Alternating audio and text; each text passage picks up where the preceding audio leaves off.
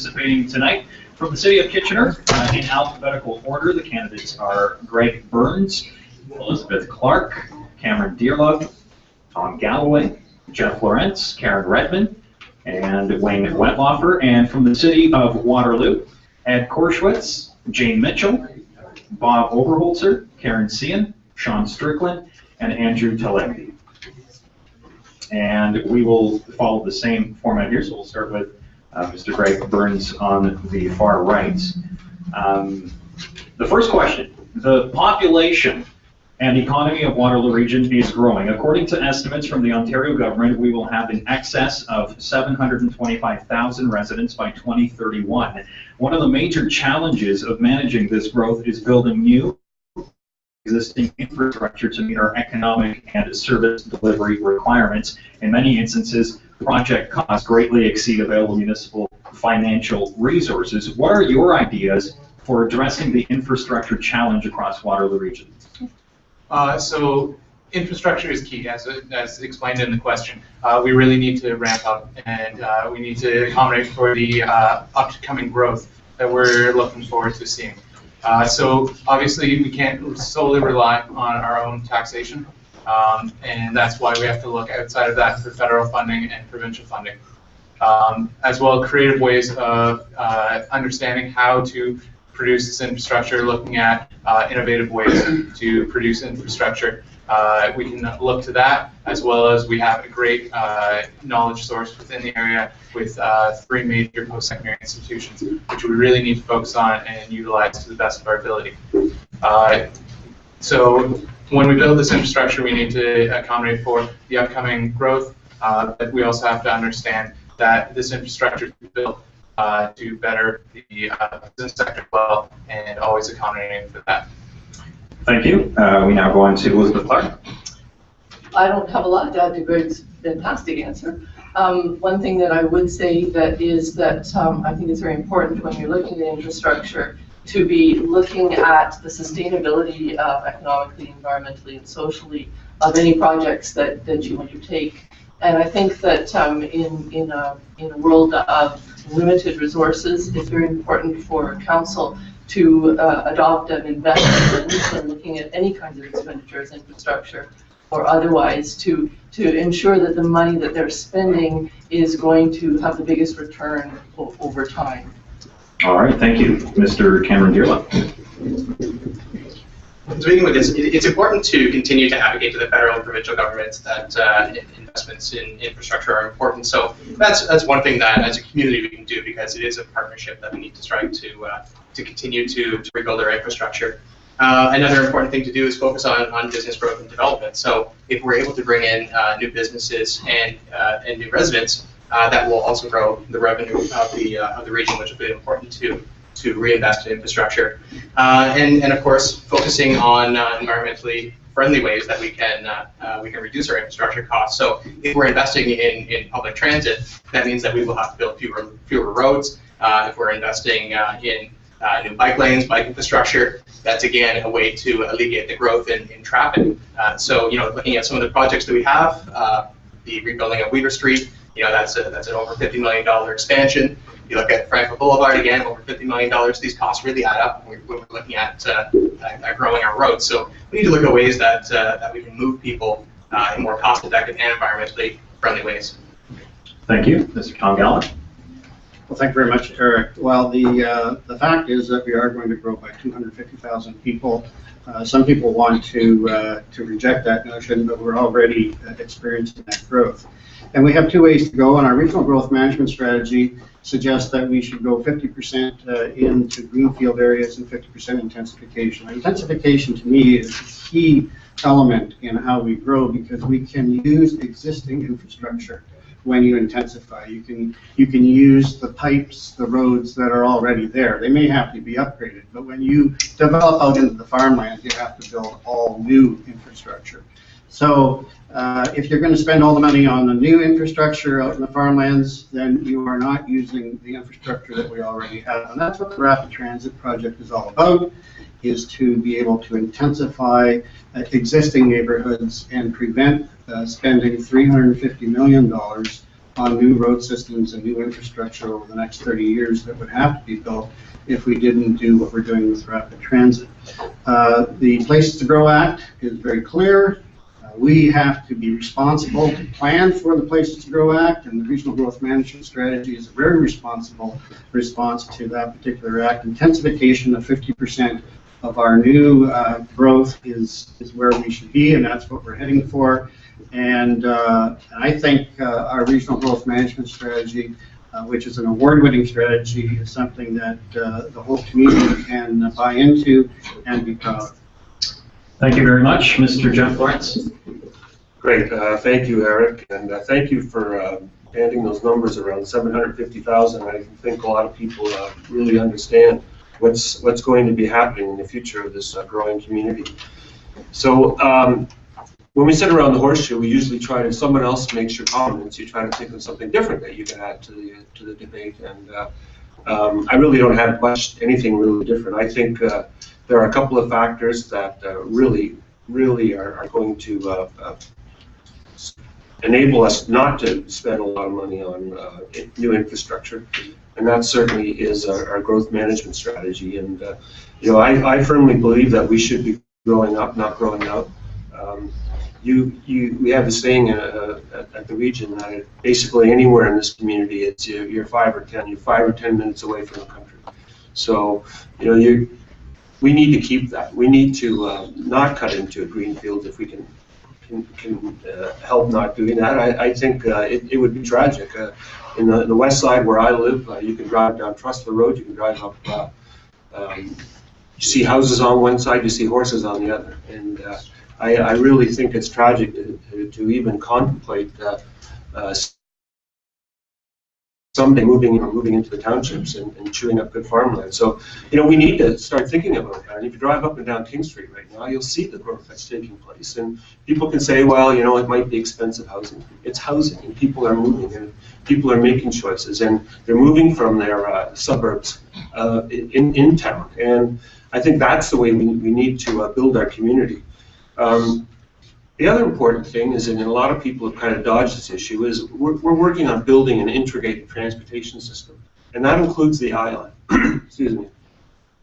It's a spine that will connect I-Express buses, the region from Kitchener-Waterloo, and we need to have a good transportation system. Currently, we have a good system. 15 seconds.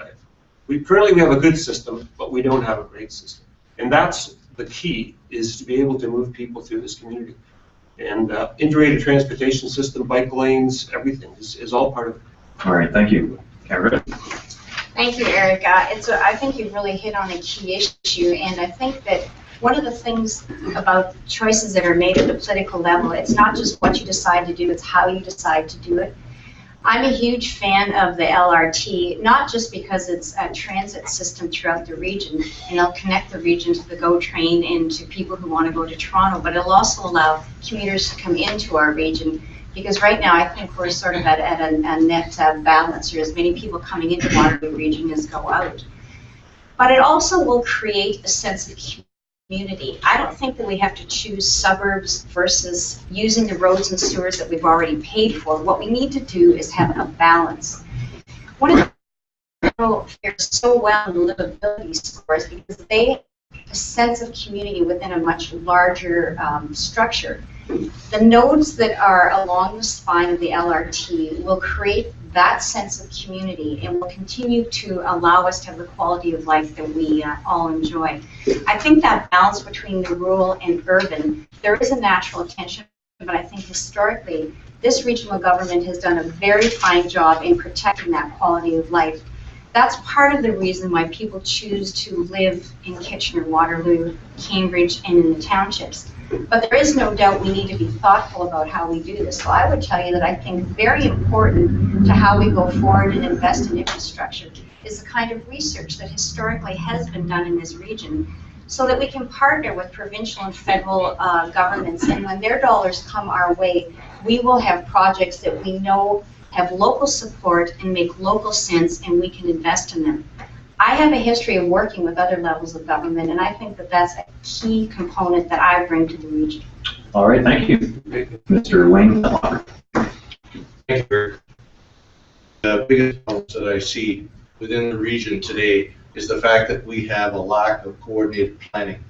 And I will refer specifically to the roads issue. We do have an automobile-dependent society, whether the people in the region like to believe that or not. It exists now, and it will exist for the foreseeable future. We presently build roads and don't give enough thought to what is being done afterwards.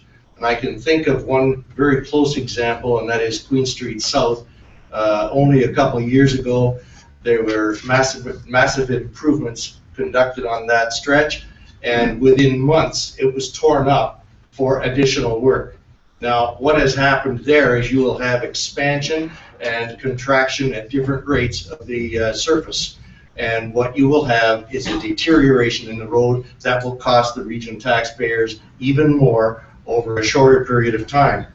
We also have the situation of Ira Needles. Ira Needles had a recommendation from the professional private planner. The engineers and planners, they made a recommendation that that be multi-lane right from day one. It wasn't multi-lane. That recommendation from an expert was ignored, and now we are having an additional cost of about $5 million to multi-lane that road. We also have a situation we are not communicating with the other municipalities within our region. For instance, the city of Waterloo and its need for an additional road in the area of the Costco development. It's not in the region's plan, so the region has said, no, we're going to defer that. What that does is defer jobs, and it defers further development. All right, thank you. We now go to Ed Korshwitz. Could you repeat the question, because I think we got a little off track. Sure. We know the population is growing. According to estimates from the Ontario government, we'll have an excess of 725,000 residents by 2031. What are your ideas for addressing the infrastructure challenge across Waterloo Region? For starters, I pity you if you believe everything that the government tells you. Use the mic. How about that? Can everybody hear? I pity those people that believe everything that the government tells them. If it happens, it might not. But I think what we should do is be prepared for that. And one of the key things to be prepared for is to have your taxes in order. We cannot go extending ourselves on a tax basis and then all of a sudden have to adjust when things don't turn out the way they're supposed to, or the way you had planned for them to. We've heard earlier that there's supposedly going to be a pipeline coming eventually, and we're trying to defer it as long as possible. My suggestion is, why not start saving for that pipeline now, so that when we do need it, we have the money there, and we don't have to raise taxes to get it. All right, thank you. Jane Mitchell. Can you hear me now? It's on, is it? Yeah, okay. Okay. As mentioned earlier, the growth management strategy is the way to go, as far as I'm concerned. I think one thing we need to realize, and I know people have said to me, I don't want the city growing, you know, I've lived in Waterloo all my life, and I understand that the city's changing, things are changing, but we can't stop people coming to the region. If we did, I'm sure that we would be immediately taken to court. So we have to deal with this. We have to deal with the fact that 750,000 people are going to be in Waterloo Region. People want to come to this region. We have lots of jobs, we're prosperous, we have good schools, good recreation, and all kinds of things. So the growth management plan and the regional official plan, that is a way where we have intensification in the cores. We keep our wonderful farmland. We still keep the greenfield development that we want, and that's the way to go. So when we talk about infrastructure, we have to think about water supply. So when we talk about your water going up, the cost of water, which by the way, compared to the rest of the world is very cheap, what you have to think about is that we do have to have wastewater treatment plants, we have to have water treatment plants, just to keep our population safe, to keep the Grand River good. The Grand River in the 30s was a sewer. We don't want to go back there. We want to have a good good river that you can trout fish in and that will not make people sick. So that's a lot of the things. When we talk about the LRT, we're looking at, if we don't have something like the LRT and improved transit, we're looking at 500 lanes, more lanes of traffic by 2031. We're looking at things like making Glasgow and Westmount 6 lanes. Now, I was there when we just wanted to put a left lane in, and I can tell you justifiably, those people were not happy. Victoria Street, where there's 2 lanes, that would be 6 lanes, and so on. We also need to lobby the provincial and federal governments, which I have done with the Federation of Canadian Municipalities and the Association of Municipalities of Ontario, both for the Grand River Conservation Authority, and to try and get that money into our region. All right, that's time. Thank you. Mr. Bob Overholt. Gotta get closer. Karen? Are we okay? Okay. I would like to help my fellow citizens in getting our Waterloo Region taxes under control with a 1%, with 0% cap, like it was when we were growing up, when population growth took care of the extra expenses. Let's get back to the old ways of doing things. Our citizens cannot afford to pay these ever-increasing expenses. We don't really need to keep up with the Joneses. I want the region of Waterloo to do more with less, so we can lower the tax burden on the average hardworking family and the retirees on fixed incomes to help them keep them in their homes. Thank you. All right, Karen Sand. Thank you, Eric. It's a great question, and it's been a focus of my work as a finance chair at the City of Waterloo for the past 4 years.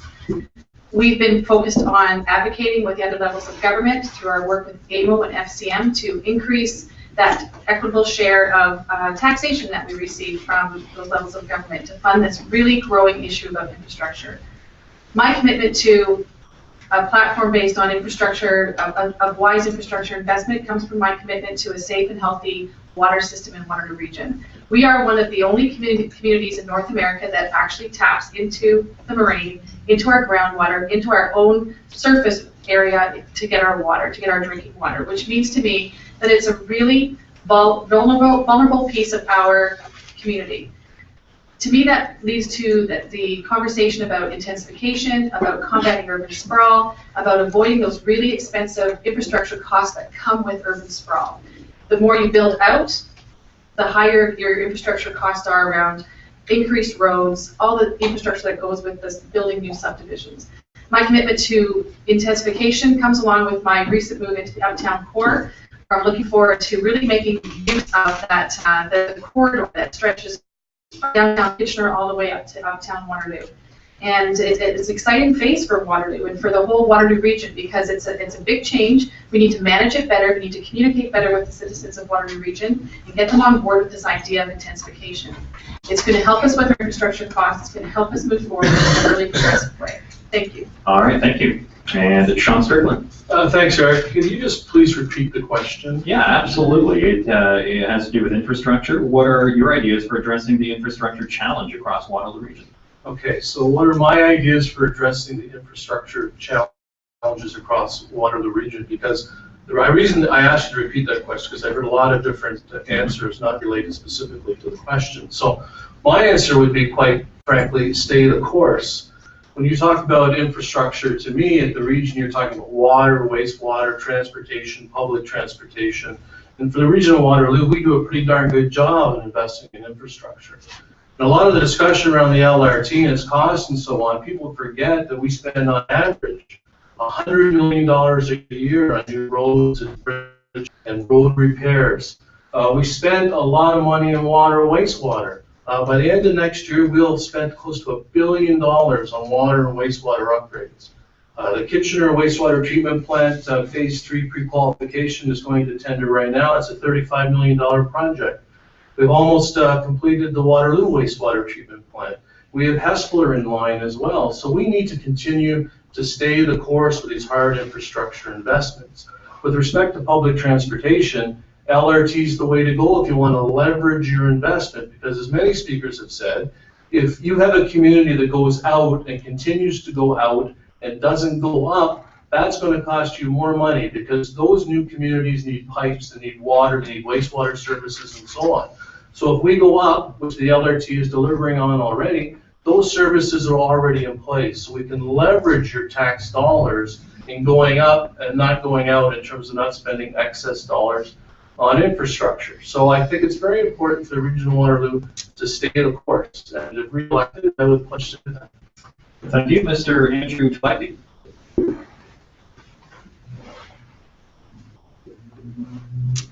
Thank you very much. Being number 13 or whatever. 13. It's lucky, that's all. I guess it will come around again.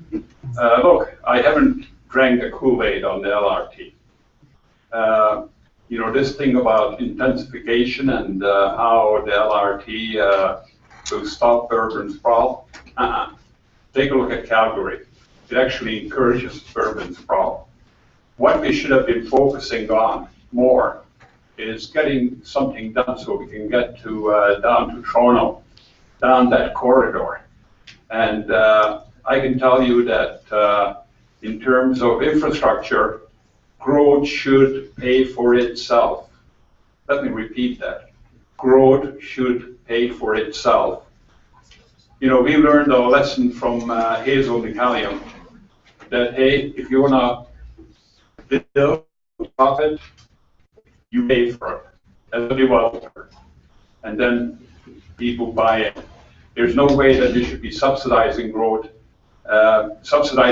on the back of the, quite frankly, I mean, a lot of people have trouble paying their property tax. If you make a certain level of income, if you fall below that federally, you do not pay a tax. Provincially, you do not pay a tax. But you got no choice when you have to pay your property tax. So just as a matter of interest, light rail transit is not new to Waterloo region. We had light rail transit back in 1888 or something like that, and it shut down. It started with one horse, and it got shut down in December 27, 1946, when there was an ice storm. You know, one of those really miserable winters that we had. So we've been there, and we had tram buses that used electricity, environmentally friendly. And buses, by all means, you know, by every calculation, are much, much more efficient. And I think the region blew it on this one. I was not going to run for regional council, but you know, I just couldn't stomach, quite frankly, what was happening with this issue. And I think people have a choice. Thank you very much. Is that what's on the back of your card, by the way? The horse, the train, the tracks? Yeah. I feel like I haven't been on this side in a while, so let's go back to this side. We'll start with Elizabeth Clark now. This question, what are your commitments for limiting tax increases for the residential and business classes? Well, there was an Environics poll done of Kitchener residents recently, and what that revealed is that the majority of residents in Kitchener feel that tax increases that are at or below the level of inflation are acceptable in order to preserve important services. I was privileged to be part of the focus groups that were conducted when the Regional Economic Development Plan was established, and heard similar things from the businesses there, that the tax rate at the level of inflation is a comfortable level, and one that people will understand and accept.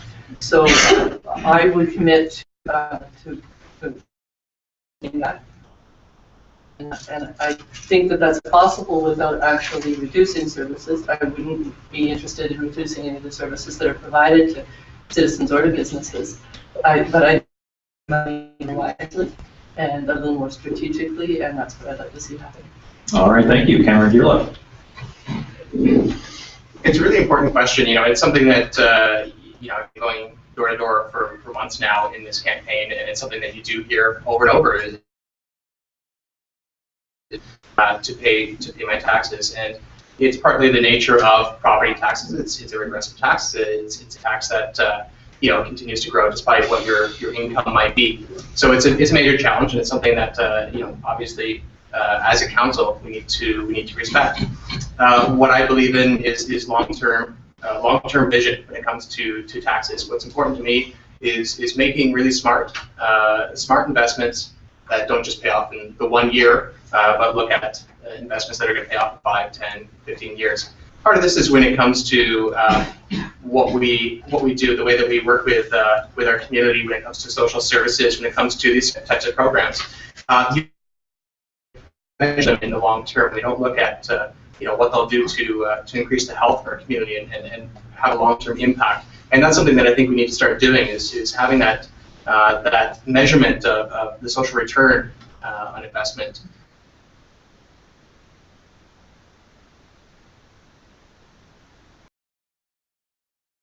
The region to make sure that when we do spend our money that we're getting the best bang for the buck that we can. Thank you. Tom Galloway. Well, we all pay taxes, we all pay property taxes, so whatever the tax increases are, we all pay them as well, so we can't avoid them. People have said it is the most regressive form of taxation we have. Ability to pay is not a factor. Unlike consumption taxes, which ability to pay is a factor. If you can't afford the item, you don't pay the tax. But with property taxes, you have to pay, and it's regardless of what your ability to pay is. And that's where I have concerns about certain programs that have been downloaded from the province that are should not be borne by the property taxpayer. Now, fortunately, the government is uploading some things now that should be truly not on property taxes, and I think that's a positive thing. As far as what my commitments are concerned, it's always been to be near or around the rate of inflation. We've been able to do that over all the years that I've been on council. In fact, regional programs themselves, so when I say regional programs, I'm not talking about police. I'm talking about regional programs themselves, the various programs, waste management, transportation, transit, etc. Typically, we have been below the rate of inflation. Unfortunately, when you roll in the policing costs into the total tax picture, we all know, of course, that the arbitration system for wages for emergency workers has not been favorable to the property taxpayer, and we hope to be able to reverse that to a certain extent. But even when you roll the police in, we're still in and around the rate of inflation, and that's what my commitment is. All right, thank you. And we go to Jeff Lawrence. Great. Thank you, Barry. And yeah, my voting record for the last 4 years speaks for itself. I mean, we've been at or below the rate of inflation. And Tom's absolutely right. I think the biggest problem we have is the police services budget, and we have no control over that at all. And it's the province that arbitrators that make decisions on that, and then we end up having to pay. So it's quite the unique situation where we have no control over costs.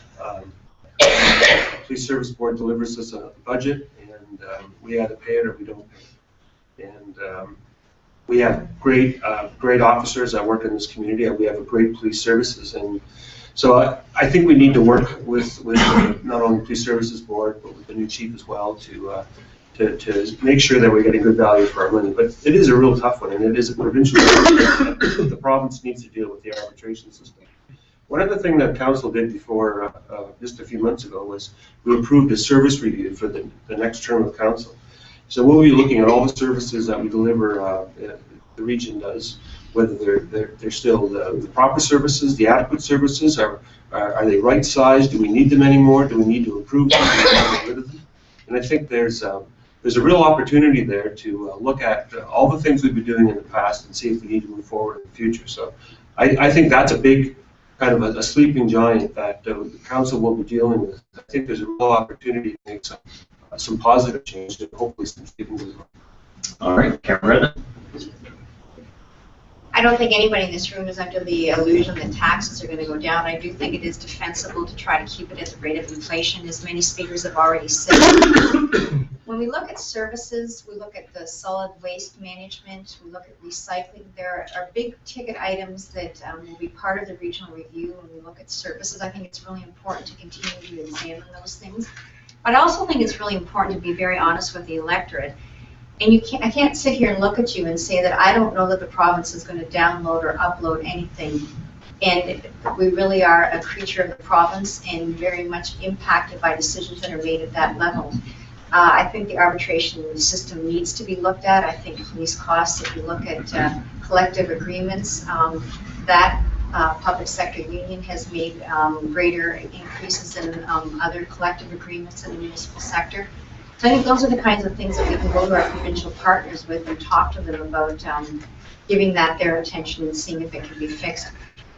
I think taxes need to be invested wisely, and representatives need to be able to come to you, the citizens, the ratepayers, and tell you how your taxes are being invested and try to keep that inflation to rate of inflation.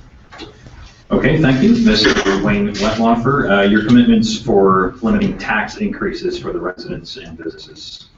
Well, I've been on record as saying that tax increases should be limited to the rate of inflation, much like everyone else here.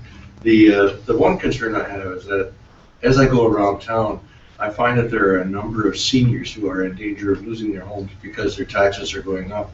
And that bothers me, and I'm sure it bothers everyone else here. And the one thing we need to do as a region, we have to review absolutely every one of our expenses at the regional level. We have to review the salaries, the pensions, the benefit costs of the public servants. We have to review the number of employees.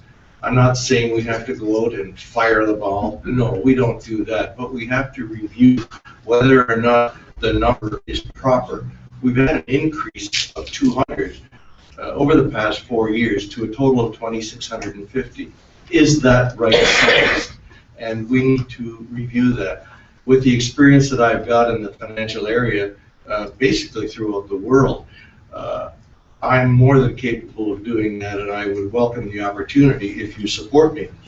The other thing that I have a long, hard problem with is the level of debt that we are incurring. Now, you're hearing a lot of the present councillors saying it's manageable. Well, at what point does it not become manageable anymore?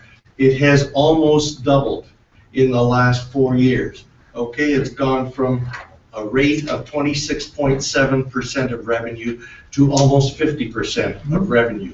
That is projected to go to 100% of revenue over the next 4 years. The dollar, the actual dollars, has gone from 185 million to 550 million or 548 million in the last 4 years. That cannot continue if we are talking about keeping taxes at a reasonable rate. That is fine. Thank you. Ed Korshowitz. I don't accept the status quo. Mike.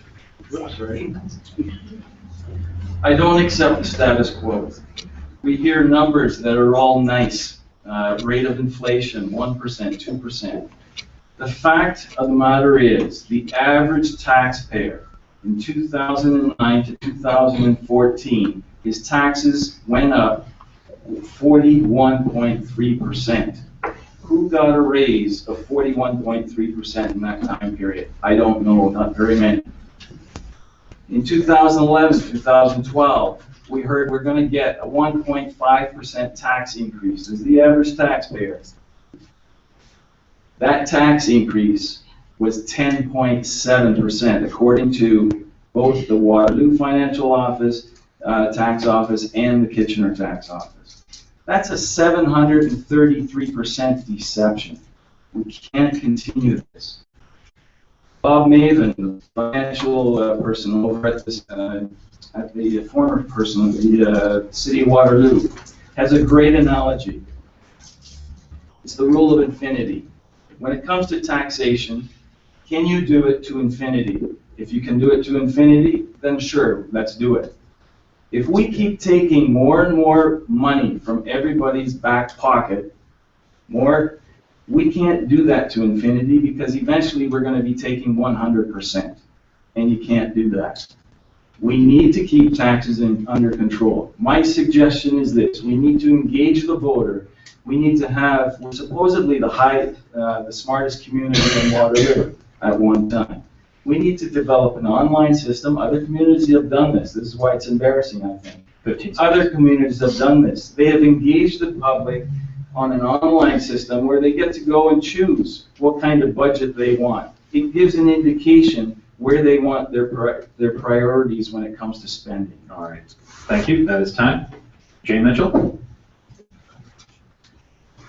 Well, first of all, the increases are not as Mr. Korskowitz has said. As mentioned previously, it's the rate of inflation each year or slightly above the rate of inflation.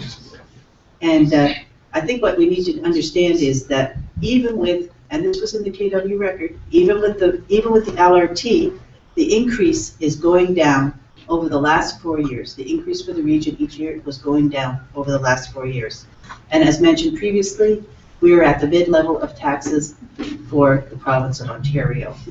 Some of the things that we have done in the past is we do program audit review of each department, and recently we had our departments decreased by 1, so that we now have less departments. Some departments have been put together, and people have lost their jobs at the region because of what we're doing as far as, and I think we just need to remember that. And I'm fine, with what we're doing. We're rationalizing, we're doing what we should, we're making sure we have the proper programs, but people do lose their job when you do that. And I think also we need to understand that we're not using the municipal rate of inflation, we're using the regular rate of inflation as well.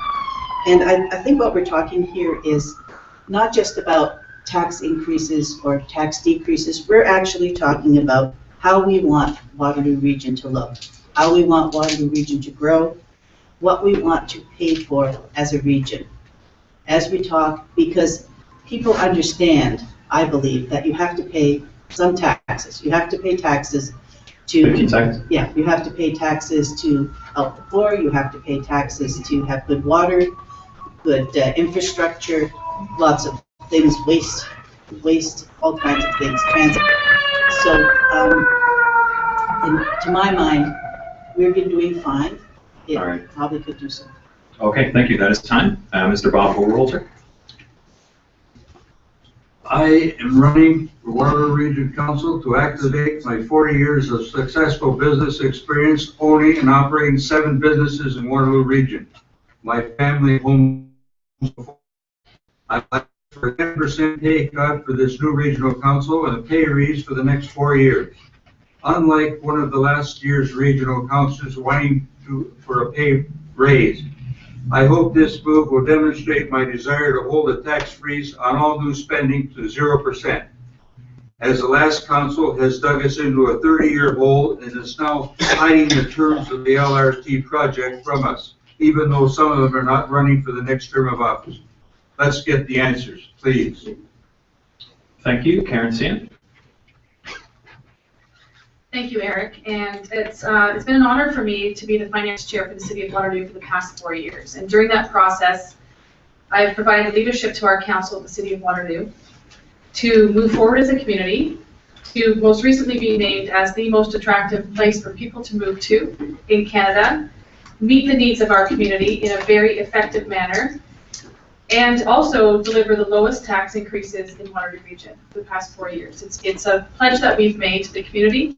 We deal with the legacy in Waterloo that was a $5 million debt payment due to RIM Park financing. That was a decision that was made long before our current term of council. Bringing that kind of financial integrity to light in a municipality involves a lot of effort, it involves a lot of commitment, it involves a lot of strategy.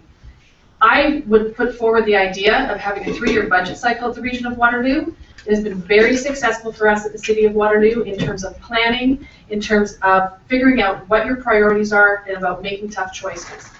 I have the ability to bring leadership and vision to this idea of how do you plan effectively in terms of good financial planning. And it involves engaging the public, and Ed's idea about participatory budgeting is a great idea. Understand what the community wants to spend the money on. We have seen come to light in the last year or two, these gaps that are starting to come to light because of the spending that's happening in the region in terms of the LRT project. As a supporter of the LRT project, I struggle with the idea of having blinders on to the rest of the work that you're bound to do for the region.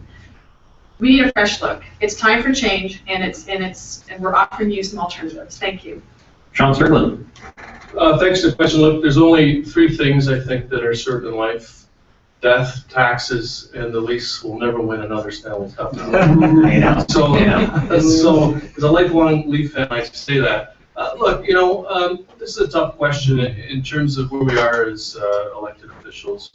Everyone wants to have increased services and improved services, but do not want to have increases in their taxes. And so the challenge as an elected official is really to try and find that balance between what's an acceptable level of taxes and what's an acceptable level of services. And I think in the region of Waterloo, we do a pretty good job. Over the past 4 years, our tax increases have averaged around 2.15%. Myself as a chair of a standing committee, and Councillors Weidman and Galloway as chairs of other standing committee meet throughout the budget cycle process and meet with staff and look at ways in which we can reduce the budget. And we have made dozens of recommendations over the past number of years to do just that.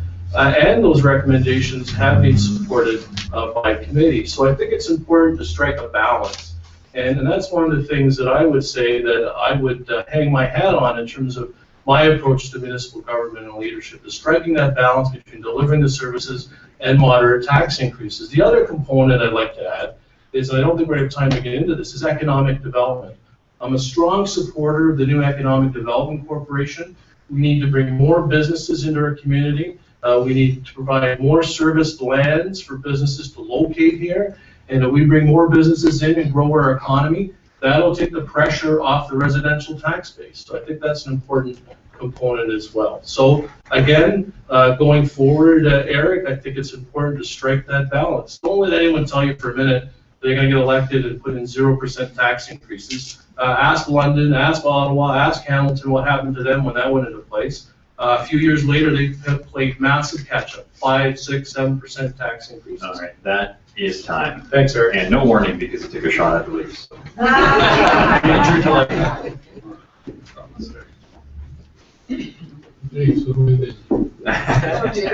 I think it's important to, when we're talking about taxes, is to get back to this thing about us being 750,000 people, 2031. What we're doing with Del RT is we're putting our foot on the accelerator on growth. And I'm not sure if the public wants that. I don't think the public is looking, we're not a little Mississauga waiting to grow up. We got our own character, we got our own communities, and I think we should be questioning that. And the last thing we want to do is subsidize development that doesn't pay for itself, because then it is the homeowner at the lower end of the income scale that has problems hanging on to their property. That's one. In terms of taxes, you also got to keep in mind the user rates. Yeah, the tax increase might be 1.86, but let's see, the sewage rate went up by 9.9% in 2010. And it's been going, staying at that level or down to 7.9%. I mean, that's a huge increase. And user rates have really hit the household and hit them hard. On a specific issue, the region hired, because of the LRT, an extra policing, they hired over 200 people. That's a lot of new personnel to take on. Now, in terms of real good suggestions that I think I see the chairman is here, I'd like to give him, and that's 15 seconds. To stop wasting money on staff doing political work during a campaign, and the other one is to stop handing out regional propaganda promoting the regional candidates who are on council. All right, that is time. Thank you so much. And to my far right, Mr. Greg Burks. All right, back to Kitchener before everyone leaves. Like my fellow Kitchener candidates, I would look at having the tax rate below or at the rate of inflation. We want to look at efficiencies within all services across the region of Waterloo. My experience within lean manufacturing and other efficiency models would be really helpful in looking through all of these committees and understanding exactly where we can cut and where we can make lean the entire business of being the region of Waterloo.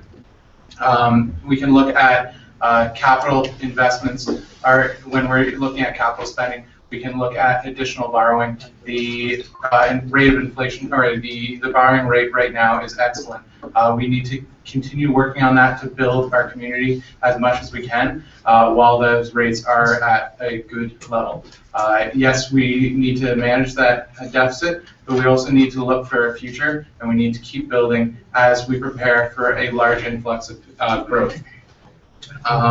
Another thing that we need to start viewing about with taxes is when we look at intensification, we're going to see a lot more condo developments and apartments going up, and we need to really understand how we're going to be taxing these people that maybe aren't going to be paying property taxes but paying through their rent, and making sure that those rents are manageable for all that are looking at being tenants. And then finally, sorry, Mr. Lawrence, but I'm going to tackle you on this one. You stated that we have no choice when we get to the police budget. I've seen you in the media recently a couple times saying these absolutes that you have no choice. You have no choice about taxi drivers driving with sexual offense charges, or sorry, charges. Yes, and I think that's just an absolutely wrong way to be thinking of things. There are no absolutes within this. We need to be creative, and I think that honestly, you're just not being that creative instigator within a region that really needs those people thinking outside the box and thinking forward for a future. All right, Mr. Lawrence.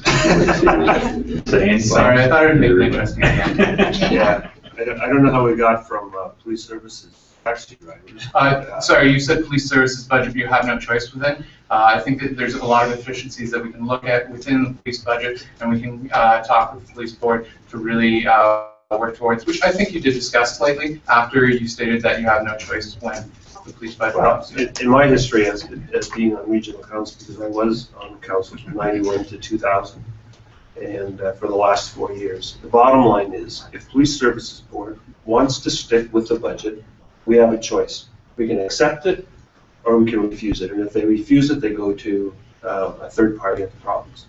So the whole idea of being able to approve a police services budget is to be able to work not only with the board, but with the chief and his senior staff to see if we can come to some kind of arrangement where services aren't being cut, but still we can try to keep the costs down. But at the end of the day, that's the way it works. That's a provincial system. So it's not our system, it's the province that dictates. Thanks for clarifying. I was going to ask if we have time for one more, if we limited. Yeah, one more? Yes. Well, we'll just move on to the next question.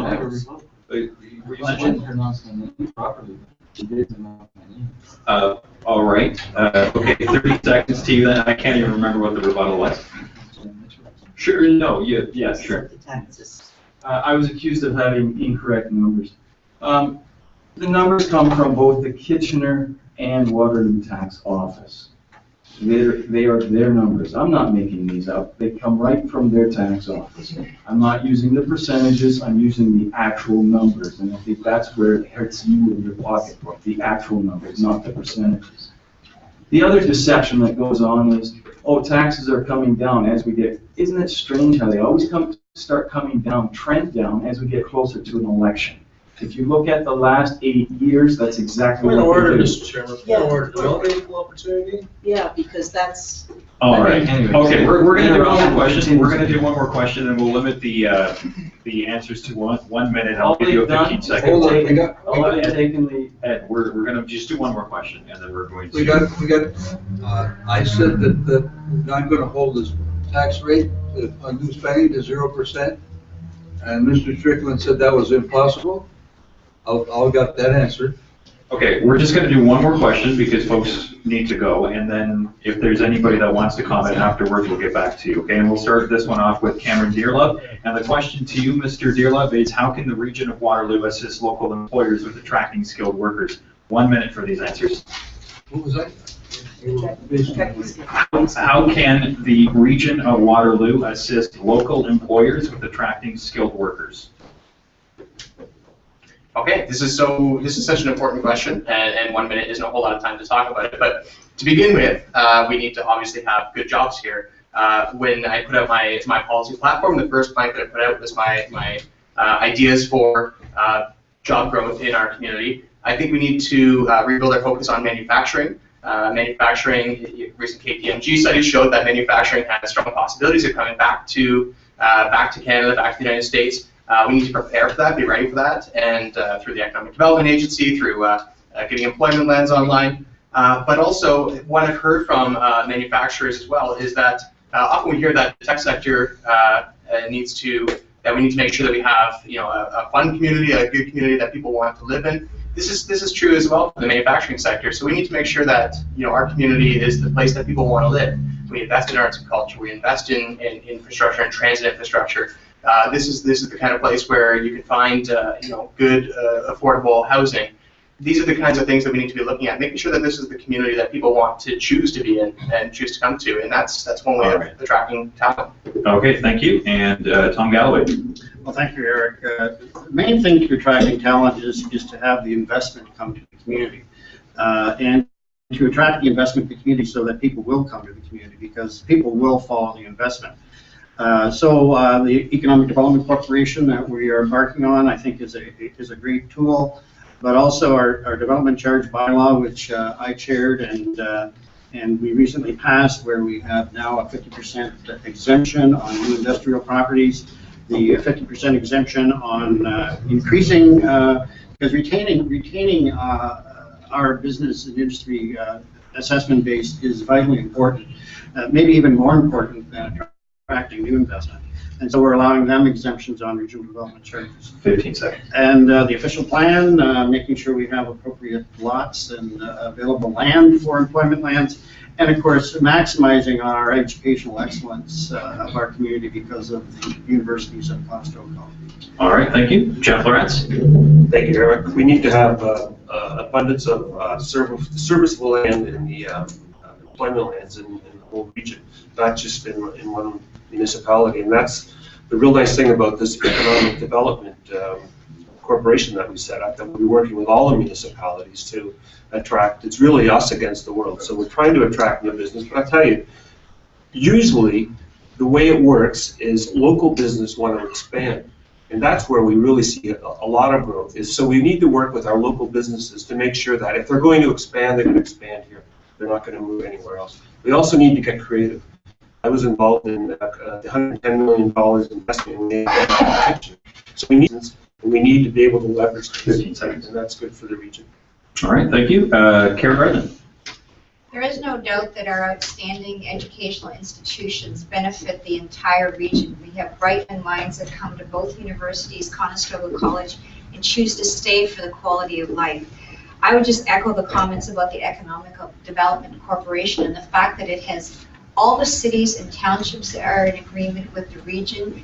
The world doesn't care if Cambridge has land or if it's in North Dumfries. What they care about is Waterloo region, and that branding is so important. That ability to market on a world stage is just so important. But we also need to invest in arts and culture, and we also in not only the institutions that I've already mentioned, like the Symphony, the Philharmonic Center in the Square, but also in emerging arts and culture, because that's the kind of thing that attracts bright young minds, and they don't feel they have to go down to Toronto to have a nightlife. They can find it here in Waterloo region. All right, thank you. Mr. Wayne Wettlaufer.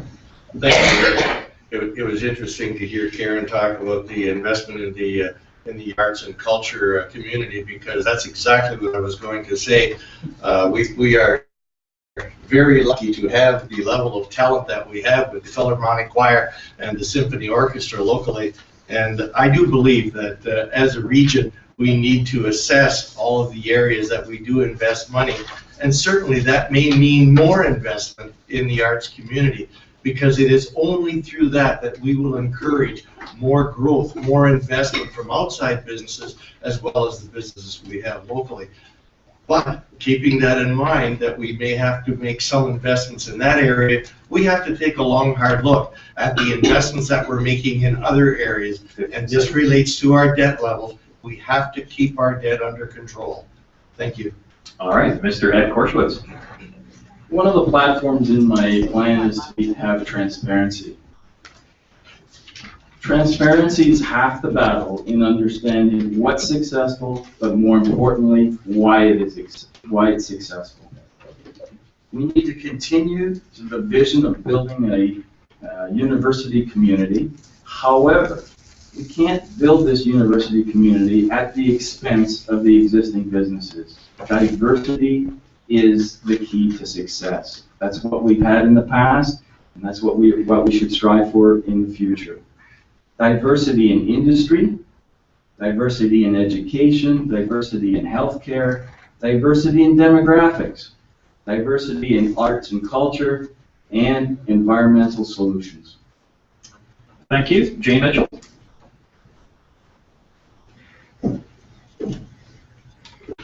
We, to attract good workers, we have our universities and we have Conestoga College. They are world-renowned. They are doing very well. We need arts and culture. Yes, we do. The people that are coming, they want the LRT, they want good transit, they want good housing, they want a GO train that goes two ways, whether it's from Kitchener or from Cambridge. They want cycling lanes. We also want to have physicians, and that is something that we've worked on for the last little while. As a regional councillor, I was proud to give money towards the new training center from McMaster University, and we now have, just recently, I got a new doctor, and we went up to the boardwalk, and there's 3 new doctors, and 2 of them were trained through McMaster locally, and there was rooms full of people that now had a doctor. So that is something that we've done that's really good. So I can just go on with a list. You know, family friendly. We need retraining for people that were in manufacturing that were at BUDS and now need to move to another type of thing to All do. right, Yeah. that is time. Thank you so much. And we go on to Bob Overholzer. We're in a world market today, and if you think you're going to bring back those manufacturing jobs that were here years and years and years ago, and I've been around for a lot of years and seen them all go down. First they go to the States, then Mexico steals them from the States, and I don't know where they're going to go after Mexico, but they'll find someplace.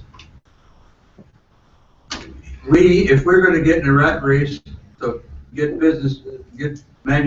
manufacturing outside of high tech back here, we have to start paying large dollars, and the states fight each other on subsidies, no taxes for 20 years.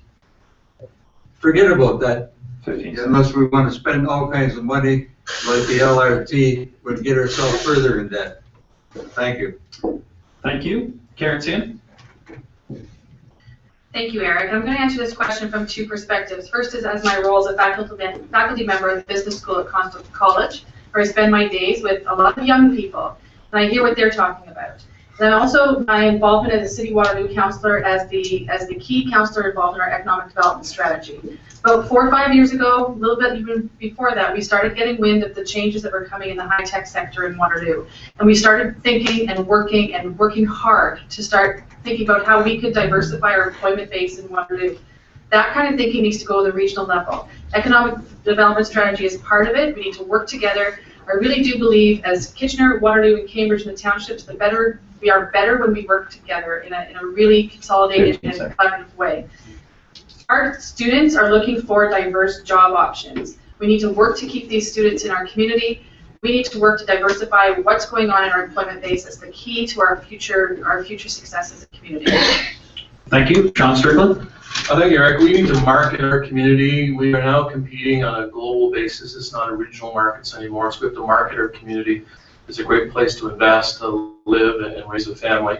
And in order to market our community, we have to have something to market. So we need to continue to make those strategic investments in infrastructure, hard services, and also soft services.